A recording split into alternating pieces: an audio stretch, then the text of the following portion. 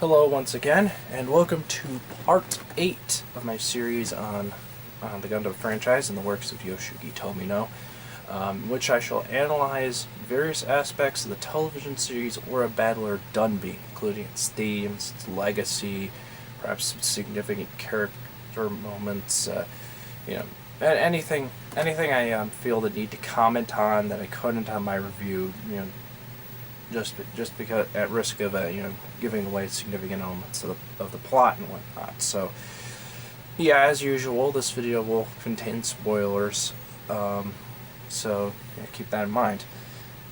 Well, as far as themes go, we've got that criticism of the imperialist ideas going on again with Drake Luft's plan being essentially to take over Byston Well, and once the show goes to Upper Earth, he gets the conquest of that. He tries to take conquest of that, and it's insinuated that part of the reason he decided to do so in the first place was because of the power that was granted to him by this this technology that found its way to Byston Well. Dave Ferrario informed us that allegedly before these machines came to Byston Well, that it was at peace, that the world was at peace and was intended to be a place of peace for souls that had yet to be born on Upper Earth. So yeah, that's basically the core of the relationship between the upper world and Byston Well. It's essentially a kind of a recycling of Soul's idea, except and neither of them really remember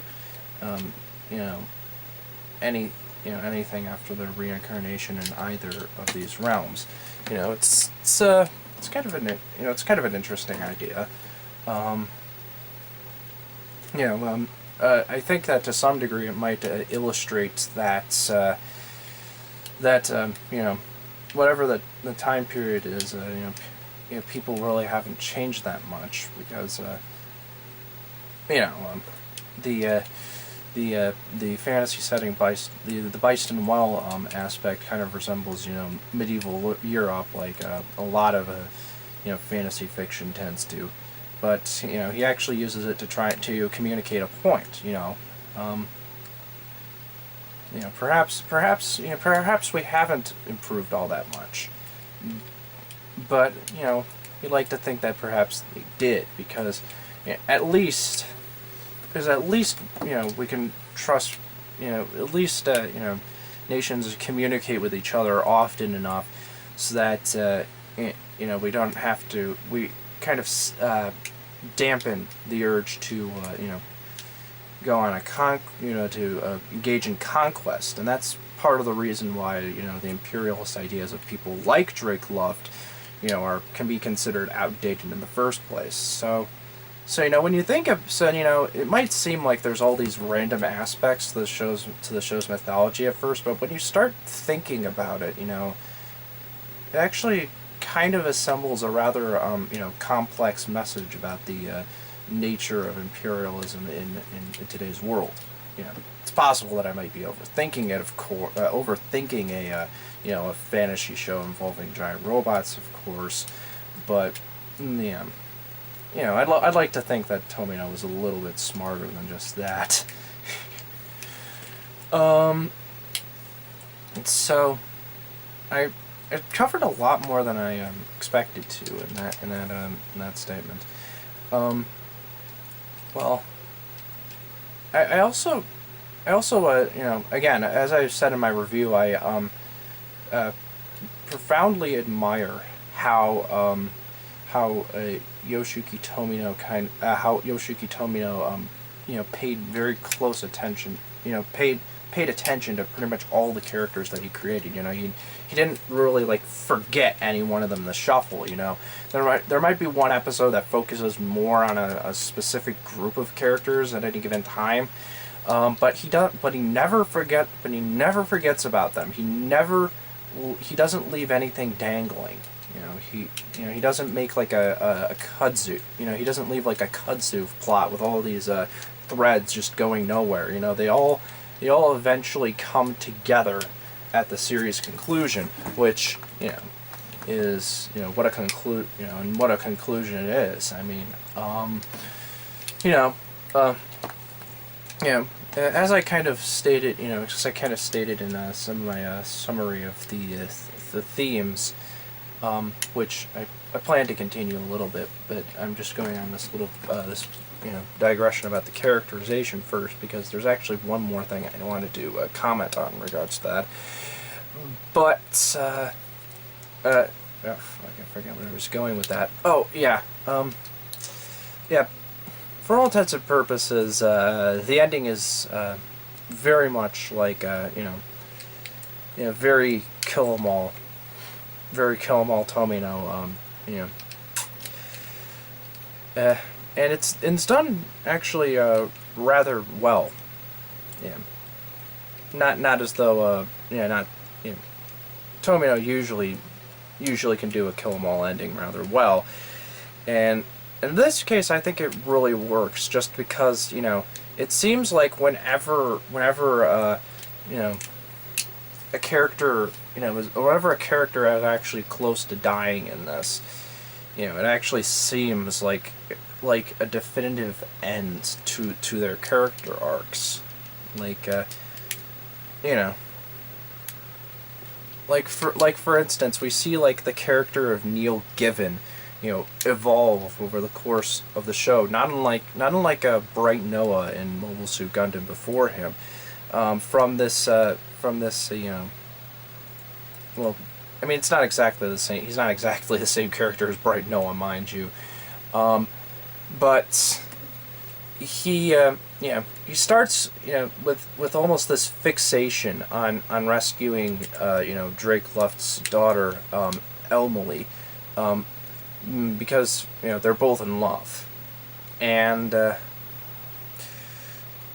and after a few failed attempts at doing so, namely involving her Emily's rather unsavory mother. For all intents and purposes, I think it's a rather significant statement, if I can safely say, that her mother makes my mother look like it. I don't know. Well, basically, Lisa Luft is probably was probably the single most power-hungry character in the entire show. I mean, she betrays her husband. She threatens to kill Emily, and I'll get to more on that later. But basically, as a result of those few failed attempts, Neil becomes kind of a, more I wouldn't say callous, just a more methodical, more practical, like a more of a commander that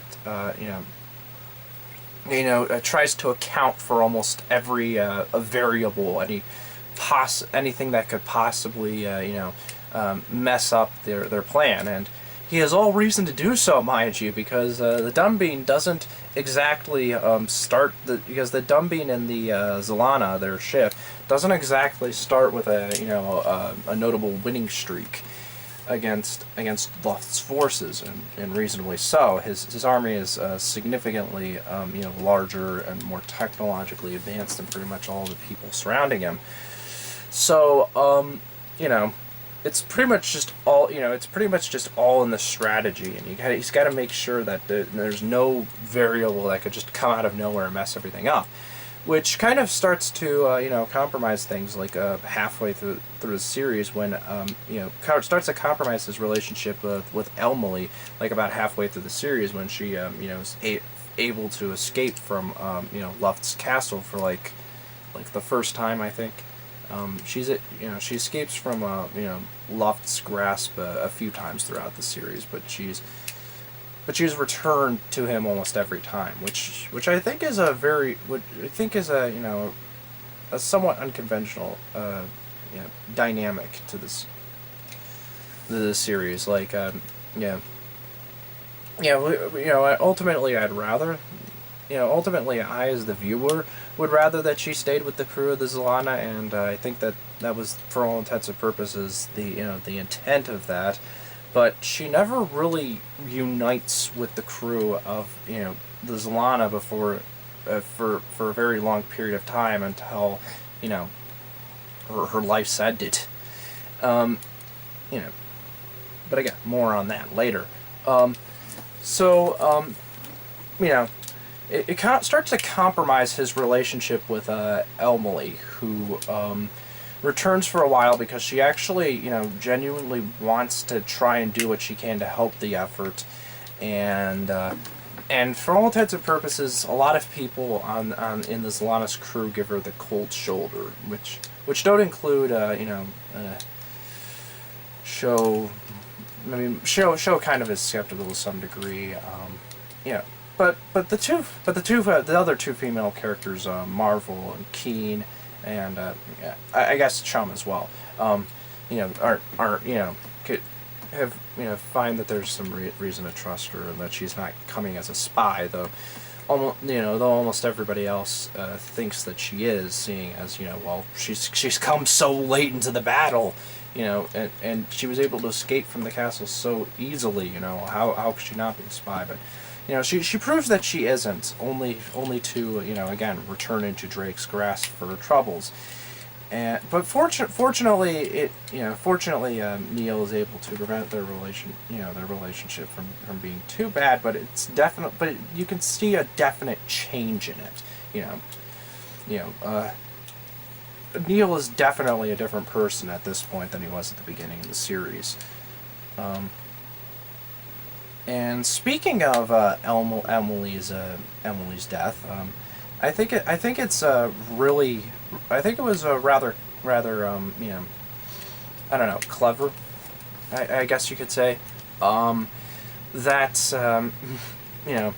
at like 40 episodes prior to the episode in which he dies, which is 48,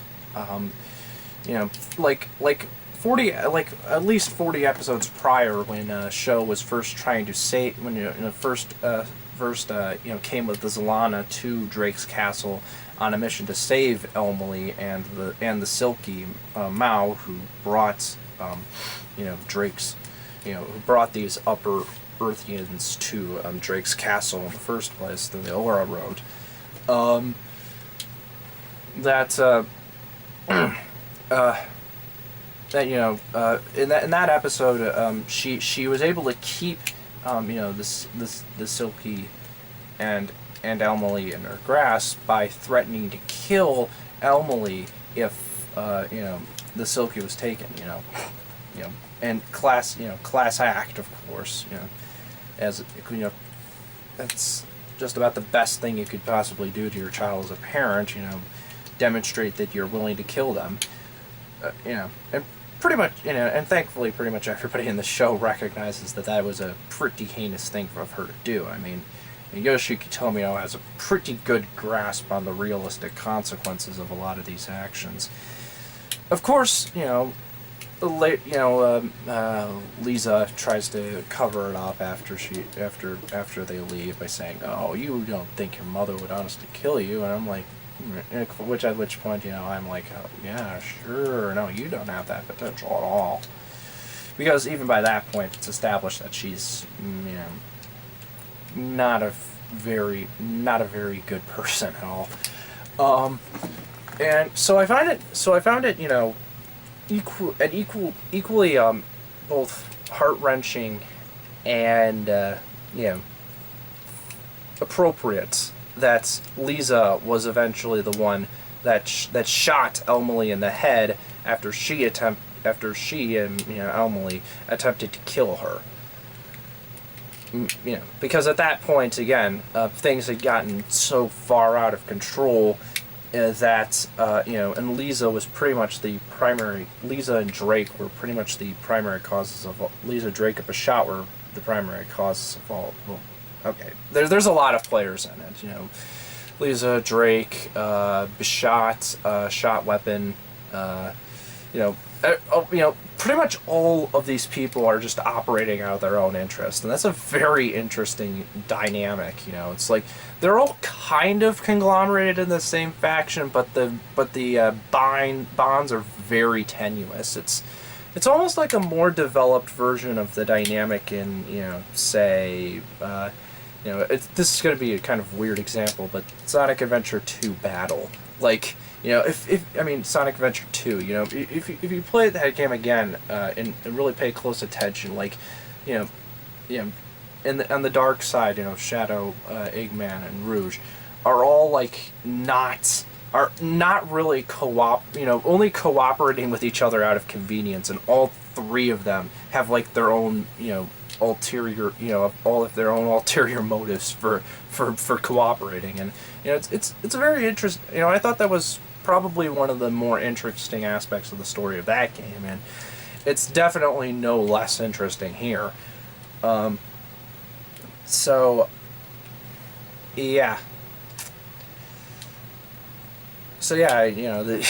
I guess that just fortifies the theme of the show as well. Power corrupting, the will to power, corrupting and whatnots, and the potential for human creativity to destroy just as well. What with the machines and what with these machines of death, spelling doom for the human race and whatnots. Fortunately,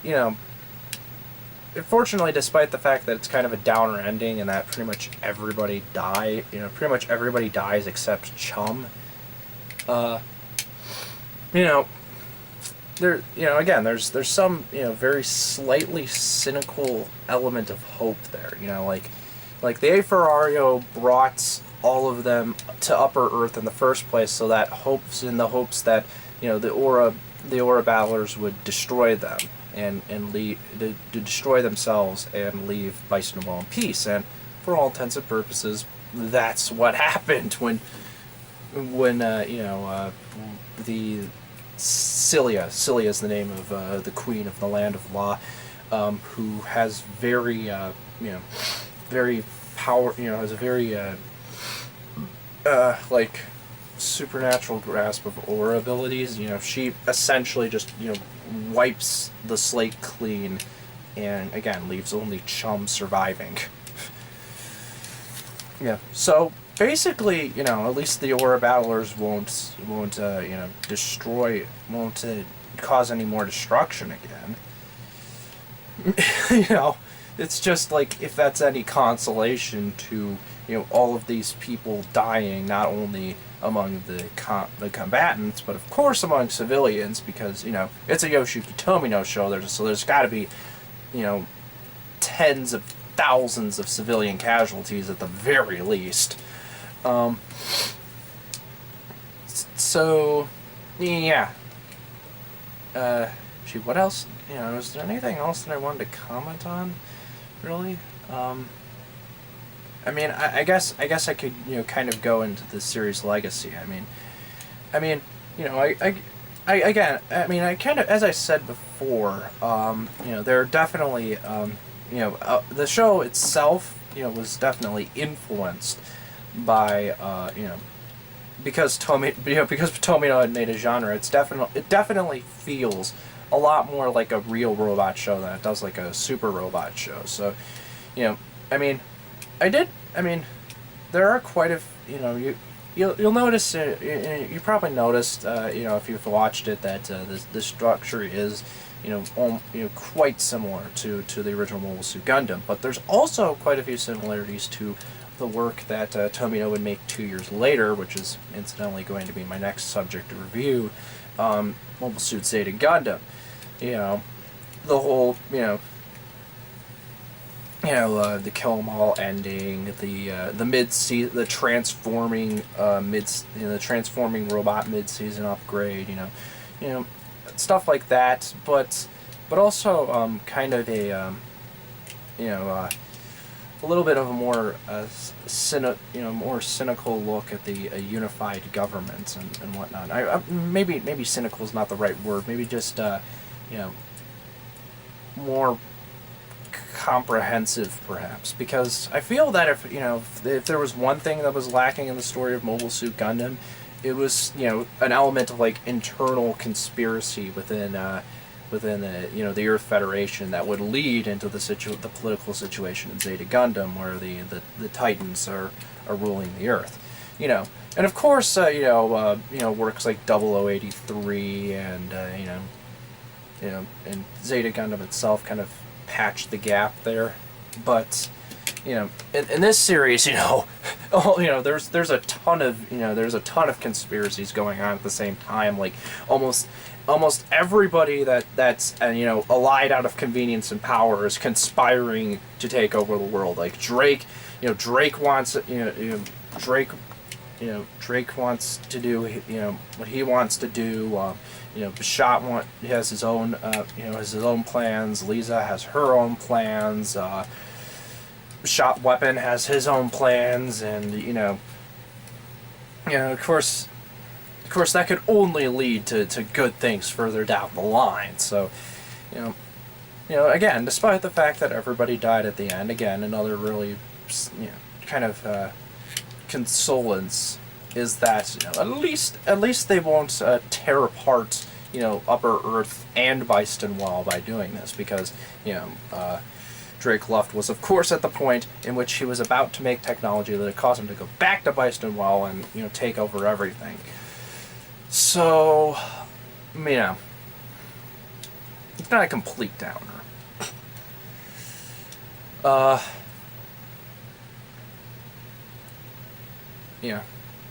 feel I also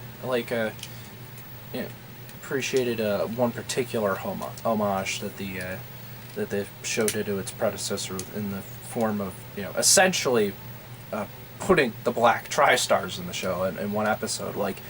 Pretty much anybody that's watched Mobile Suit Gundam would immediately recognize the appearance of the Black Tri-Stars, as it were. The characters aren't even actually named, so I personally just call them Mash, Gaia, and Ortega, because they are essentially the Black Tri-Stars. And the encounter goes approximately as it goes in Mobile Suit Gundam, not really exactly, because the Dunbines are a lot more adorable than mobile suits, suffice it to say, which is probably another divergence from the real robot genre that it has.